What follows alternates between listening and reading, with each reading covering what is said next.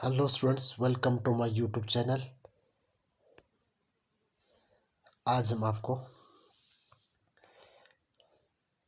Kirchhoff के नियम विद्युत परिपथ से आपको आज दूसरा क्वेश्चन कराने जा रहे हैं। तो क्वेश्चन है आपका, एक सेल का विद्युत भाग बल 5 वोल्ट तथा प्रतिरोध 1.0 ओम है। यदि सेल की दोनों प्लेटों को 9.0 गुणा 10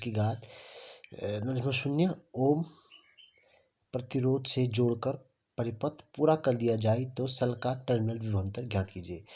तो आपका इसमें सेल का विद्युत भाग बल दिया है और आपका उसका आंतरिक प्रतिरोध दिया है 1.0 ओम। अब आप कहोगे कि ये 1.0 ओम आंतरिक कैसे हो गया, क्योंकि विद्युत भाग बल को हमने अंदर से आपका 1.0 ओम से कनेक्ट कर रखा है और इसको फिर इन दोनों के सिरों को जोड़ रखा है 9.0 ओम प्रतिरोध से जोड़ रखा है, परिपथ को जोड़ रखा है। तो इससे पता चलता है कि ये जो है आपका 1.0 ओम, ये क्या है, आपका आंतरिक प्रतिरोध है, जबकि ये बाह्य से जोड़ रखा है जो ये क्या है, आपका बाह्य प्रतिरोध। तो आपको इसमें क्या निकालना है, टर्मिनल विभवांतर यानी कि V निकालना है, यानी कि V इक्वल टू IR लगाओगे आप तो V निकलेगा। लेकिन उससे पहले आपको इसमें I निकालना पड़ेगा। आपको I दिया नहीं है, इसमें आपको दिया है E दिया है और स्मॉल r और कैपिटल R देगा। तो सबसे पहले आप एक काम करोगे, जो दिया है वो लिखोगे। चूँकि क्या दिया है, E दे रखा है, E इक्वल टू दे रखा है आपका 5 वोल्ट दे रखा है, तो आप E लिख लोगे। और स्मॉल r भी दे रखा है इसको 1.0 ओम, और कैपिटल R भी दे रखा है इसमें आपका बाह्य प्रतिरोध 9.0 ओम। तो आपका इसमें कुल प्रतिरोध क्या आएगा, कुल प्रतिरोध। तो कुल प्रतिरोध जो होता है परिपथ का, वो आपका आंतरिक प्लस बाह्य होता है, यानी कि आंतरिक 1.0, बाह्य 9.0, तो आएगा आपका 10.0 यानी कि 10 ओम। तो 10 ओम आपका परिपथ का कुल प्रतिरोध आ गया। तो यहाँ से हम सबसे पहले निकालेंगे आपका I।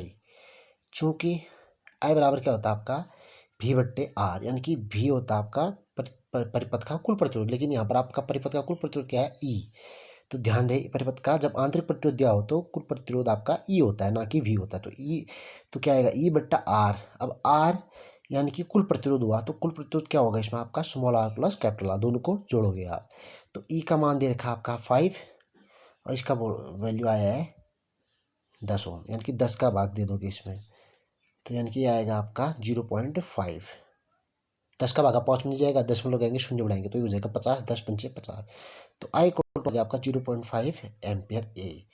अब हम यहाँ से निकालेंगे आपका टर्मिनल विभवांतर V इक्वल टू IR से।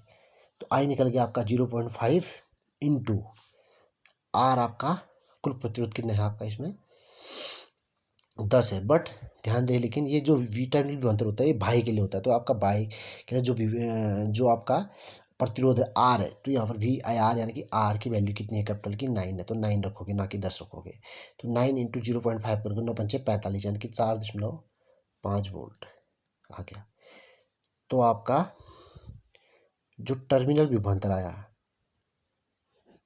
टर्मिनल V आया आपका, V इक्वल टू क्या आया 4.5 वोल्ट आपका टर्मिनल विभवांतर आ गया। तो ये आपको क्वेश्चन समझ में आएगा और इसका जो सॉल्यूशन का तरीका है ये भी आपको समझ में आ गया होगा। तो आप इसको, इसमें क्या है कि आपको ये या समझना है कि जो जो आपका E होता है वो परिपथ में कुल विभवांतर होता है, यानी कि उसमें आपका स्मॉल r कैपिटल R यानी कि कुल प्रतिरोध हम उसमें लगाते हैं। उसमें ऐसा नहीं कि स्मॉल r और कैपिटल R लगा के हो जाएगा, बल्कि कुल प्रतिरोध यानी कि small r plus capital R, capital R plus small r को यूज करते हैं। और यहाँ से हम टर्मिनल विभवांतर का जो एक आपका बेसिक फार्मूला होता है कि V इक्वल टू IR, और R वही होता है जो आपका उन दोनों के सिरों के बीच लगाया जाता है प्रतिरोध, यानी कि दोनों प्लेटों को 9 ओम से जोड़ दिया है, तो इन दोनों सिरों के बीच 9.0 ओम प्रतिरोध हमने जोड़ा है। तो इसका मतलब हुआ कि ये आपका क्या है, बाह्य प्रतिरोध है।